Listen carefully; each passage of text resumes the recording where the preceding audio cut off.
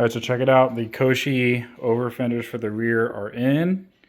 They are pretty good, almost perfect. There is one defect right here. You can kind of see the little curve in the weave. It's okay. Otherwise, they're pretty much perfect. They did leave a bunch of backing material on here that had to peel away. Just on this one, you can still see it's kind of stuck up there. It's glued in or whatever, so that's not coming out, but you'll never see that again. So now the hard part, we got to cut up the car and get these on. We have a car show on Saturday. I'm recording this on Thursday night, so I've got tomorrow to get the car ready, get these on, get the rims and tires on, get it washed and detailed for the car show on Saturday.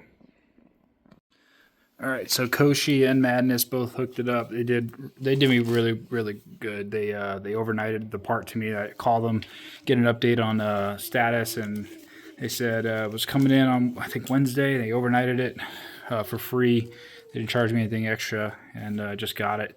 So I got some extra stickers, and they always include the swag. So they'll definitely hook you up with some swag. You buy some, high-end parts from them. They have a close relationship with Koshi. And then Koshi sent me the Giulia GTAm badge. And this won't go on until the car is completely converted. I'm not going to up badge until, we're at least looking like a GTAm. And then they also sent a few other stickers, like Alfa Romeo. I'm not really sure exactly. They're like number stickers. Looks like 11. And the Alfa Romeo logo, or half of it. So I got 2 in black and 2 in white. So maybe we'll put these on for the car show. We'll see. Okay, I just got done washing the car. Now it's time to try to do this install. So I forget her YouTube channel. I think it's Kel on Wheels. She's got an install video where she uses a template that she's going to put over top the arch. Now I checked with Madness called Koshi. There is no actual template for this install. This must have been something that she had created or somebody created for her to do this install. So we're going to go through the process with my perspective and my skills, not having a template. I worked last night to kind of create a paper template, and we'll see how well that fits up. So right now, getting the inner fender liner out, and then we'll tape up this section with painter's tape and start fitting the wide body kit on. All right, fender liner is out. It's kind of a pain in the butt. There's so many little 10 millimeter plastic nuts, or and then these poppers, and there's 4 screws, which uses a T. I don't know what that is. It's a T25. Well, it looks like I lost a little bit of weight. All those pebbles and rocks coming out of the fender liner. So that looks like in there. My tire has been rubbing. It's kind of rubbed all the way through. You can see rubber on there. That's bad. So hopefully the new rims will have some more clearance. But yeah, that's not great. Okay, we got it all taped up, so let's go grab the stencil and put it on the template, and we'll see what it looks like. Okay, so here's what I did. Sorry, I can't film this like a time lapse, but I put my template on here, which I formed from the back side of the fender flare. It took me a few tries last night. Trying to get the measurements right, but essentially what I did here was I placed the fender where it needs to be installed, and what I did was I just drew a line at the top edge of the fender, and I need to verify that I'm going to leave enough space for the two-sided 3M tape to adhere to. So what we got here is it's kind of a thin area here, so I need to make sure that at least this top area has enough space so that it could stick onto the body and mount to it. flush. So I'm not sure there's enough space right here. So I might need to pull this stencil down another few millimeters, but we'll measure it up. Now I have 1/2 inch 3M tape on here, which I'll trim down. But essentially what we got, if I squeeze it down to the top, is 10.2 millimeters. Let's go right to the top here. 10.5. 10.4, so about 10.5 pretty much all the way around, we'll say. 10.7 there, of course there's some tape in the way, so we'll call it 10.5. So we'll set 10.5 on here.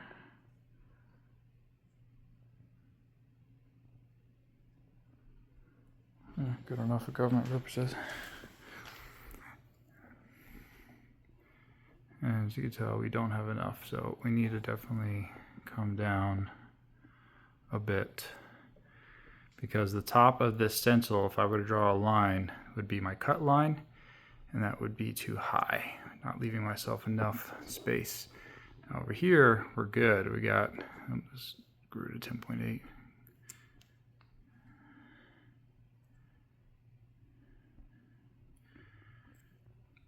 We got enough space here and there and there, just not right there, so we'll move this down. Okay, so I traced the stencil out, still making sure that I have at least 10.5 millimeters in between, so when this mounts up it should be flush. What we don't want is any of the body hanging down below the fender, because if the tire ends up coming up due to a big bump or something like that, aim on Madness is lowering springs. You could definitely cut your tire if you have a sharp piece of metal sticking straight down. So now it's time to cut. There is some interesting ways I plan on mounting, permanently affixing the fender, more than just the 3M tape. It is recommended to use panel bond instead of 3M tape. However, we're going to do something a little different. We're going to use panel bond. So we're going to do vertical cuts up here. Maybe we'll just follow these tape lines. We'll do vertical cuts, and what we'll do, we'll leave one, maybe 3 of these tabs on these vertical cuts. We'll leave those as tabs, and then I'll bend the tab out if I can. There's a lot of body panel right here, but we'll bend it out, and then we'll put panel bond on this side that will then mate up to the inside of the fender flare, and that will give a lot more adhesion than just panel bond on this small edge, and obviously the 3M tape. Okay, I've been taking my time with this, just trying to imagine cutting through the body. Wait, let me tell you something. Let me tell you something. All right. Let me tell you something. Wait. With my template, there's an issue.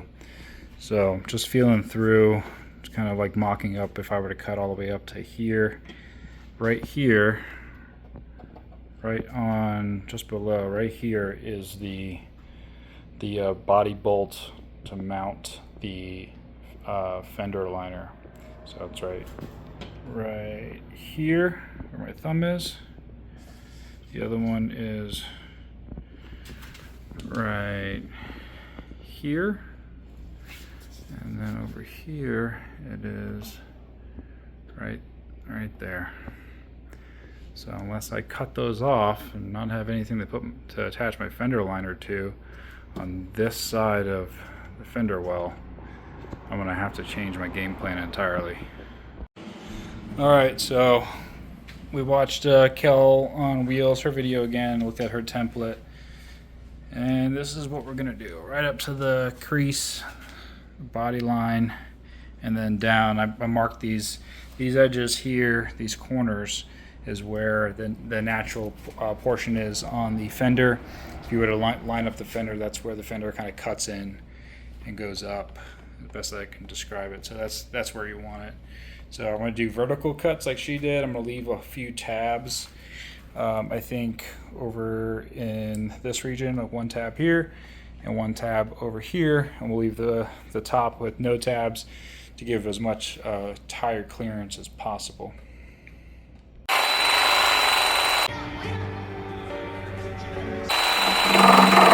No, no, no, no, no, no, no!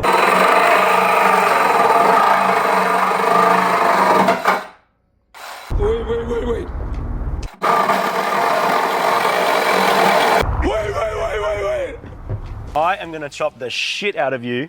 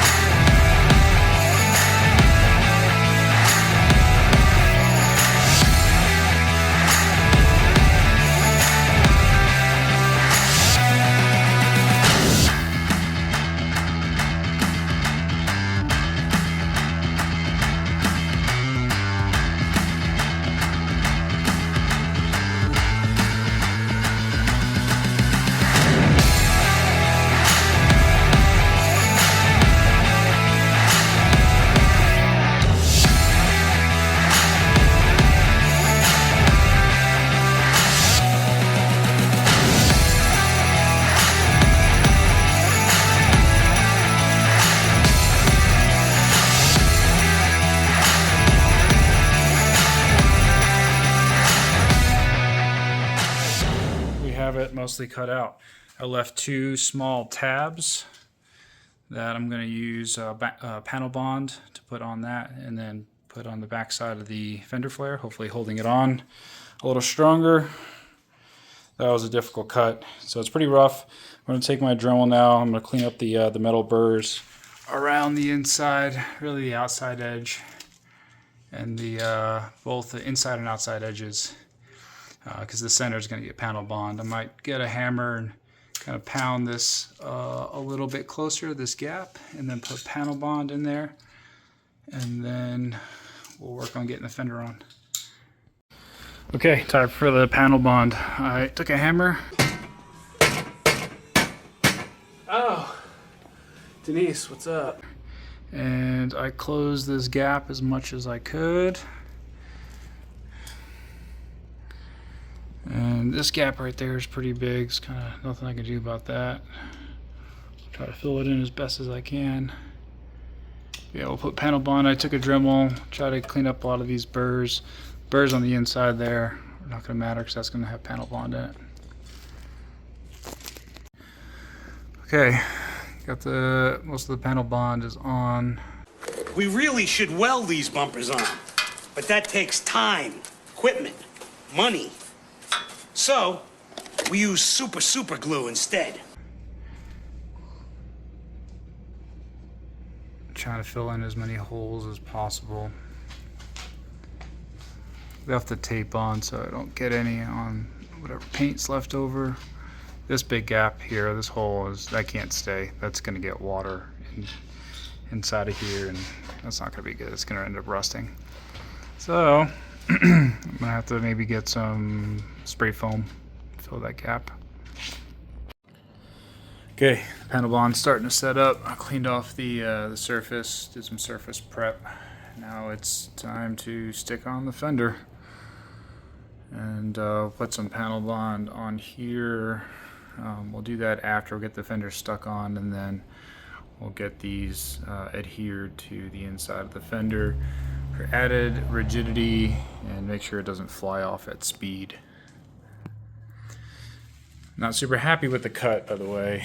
The Sawzall that I've got, just I don't know if it's the blade's really thick and just pulling on the metal, but there's so much rippling on the metal right here. Obviously, you're not going to see that ever again, but just knowing that it cut this poorly is rough. That's tough to handle. All right, so here's an update. I currently have the car jacked up on the other side, working, about to get it cut. I just want to give an update on this side. So what I ended up having to do is, yeah, and I'll flash a picture on screen about now. But what I had to do is panel bond this back half, this back corner. Didn't want to seat and adhere with the adhesive, just due to the angle of the bumper or whatever. Maybe it's just the way the carbon was created, or maybe it's my car. Not sure. It was just like a 1/4 inch hanging out. So use the C clamp and panel bond. I use a heat gun to get it to cure a little bit faster, because normally this stuff takes like 2 hours to cure, and sat there for probably about 30 minutes with the heat gun. And then yeah, so pretty good. Use tape on the body, kind of smooth it out with your finger. You're gonna need a lot of gloves. It's kind of like smoothing out, you know, like a caulk grout. But looks good. It is solid on the car. And this is just adhesive up here. Okay, there's all 3M all the way around. I did put some panel bond inside of here. I was having a gap where the adhesive just wasn't sticking very well to this portion. The car is ceramic coated, so it could be due to that, possibly. But it seems strong. I'm pulling on it pretty hard, and it's just, you know, it's not going anywhere. So that's good. And then it's got those tabs up in the corners. Those are about to be cured, so I don't think this is going to go anywhere. With some heat, the 3M will seat down a little bit better in the sun. So yeah, I'll flash a picture of this side of the car now, show you what that looks like. Bronze rims, looking really good. All right, I'm gonna get started on the other side, and then tomorrow morning we have Veterans Day parade, and we have a car show following that. So I'll end this video at the car show with the parade, and you'll see all that too. Well, everybody, I have pulled just about an all-nighter. It is 2 a.m. The car's just about done. Pretty much fully detailed up, at least the exterior. Tire shine. Might have to just clean up the engine bay tomorrow for the show, but fender flares are on both sides. Second side went a lot faster, a lot better. I did not have to put any panel bond on this portion. I got that to stick for whatever reason. The other side didn't want to, but yeah, she's on there real tight. Really good. Again, I did 2 tabs. So those are panel bond onto the inside and both the corners. What do you think about the fitment?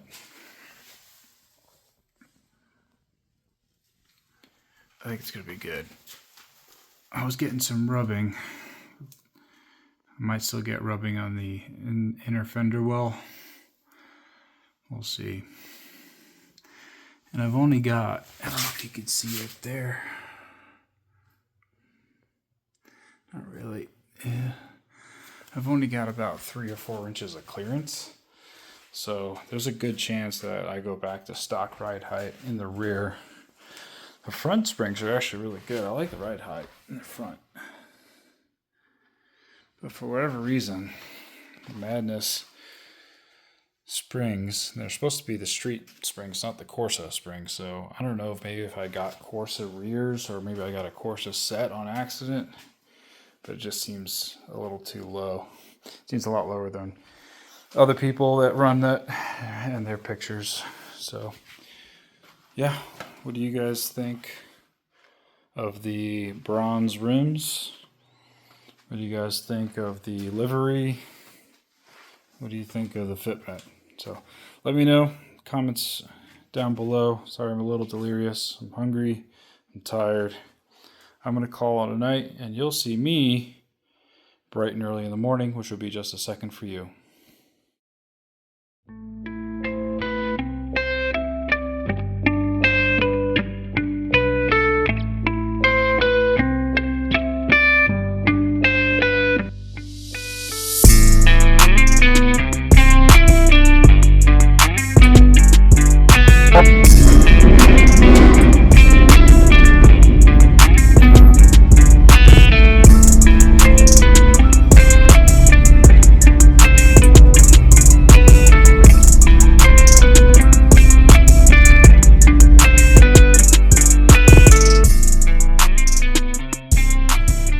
Good morning, everybody, and we're back. Showed you a clip of the parade there. So we just left the parade. We're getting set up at the car show here. Getting the cars all positioned up. She looks good. She looks good. I am getting some rubbing though. I think we're going to go back to stock ride height in the rear. It's just rubbing somewhere on the inside of the fender. And we don't want that thing flying off, so I think we're going to go back to stock ride height for this, at least for this town here. It's pretty rough roads out here in New Mexico, but damn, does she look good. All right, we're out here wrapping up the day at the car show. We got some top contenders here. So that's my buddy's Evo 9, totally tricked out. It's around like 600 plus horsepower, and that thing tracks that. Got a real S15 Sylvia, Porsche GTS, or a Turbo S, sorry, it's a Turbo S. CTSV Blackwing, limited edition, blah blah blah. It's nice. A lot of muscle, a lot of Mopar out here, a lot of trucks, a lot of lowriders here in New Mexico. There's a couple car clubs that come out here with their lowriders.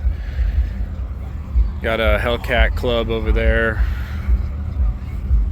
You don't see this very often. You got a original DeLorean stock, everything OEM on it, restored. It's pretty mint for a DeLorean. So my car is in the modern class being judged, so I'm gonna have to go up against that Porsche and that Cadillac Blackwing. Don't think I'll take home the trophy. Those things are quadruple this car costs, even brand new. So, but we'll see. Alright guys, well I guess I forgot to film an outro, but we're back at the house, back in the garage. The car show was good, it was fun. We didn't take anything home for trophies wise. Actually a couple of the scat packs with a bunch of LEDs and ridiculousness. Took the modern class first and second, so I think it's just kind of based on how the judges allocated points. But yeah, we're gonna keep going to car shows. We got one next weekend on November 22nd, so we'll get the car cleaned up and get it into that one. It's another local car show to my town here in Alamogordo at a local church. It's usually a pretty big one, so we'll film there and we'll post up that video when we have it next. What I'll be doing here actually shortly, which you'll see in another video, is I'm gonna see what we can do about clearance underneath the fender flares. So plan is we'll take the tires off, rinse some tires off, and we'll try to bend out the body a little bit more and see if we can get a little bit more clearance. But thanks for watching. I appreciate you guys. Like, subscribe if you want to.